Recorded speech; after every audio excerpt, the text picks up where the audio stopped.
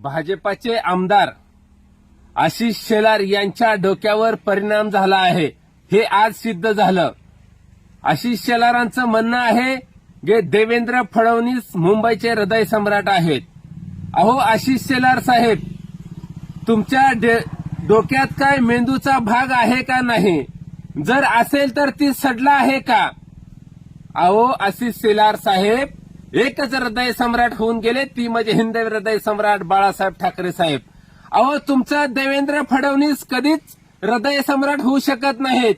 तुमचे देवेंद्र फडणवीस गद्दारांचे हृदय सम्राट मात्र नक्की झालेले आहेत, हे लक्षात ठेवा। आमच्या लोक जनसेवा चॅनलला लाईक करा, शेअर करा, सबस्क्राईब करा।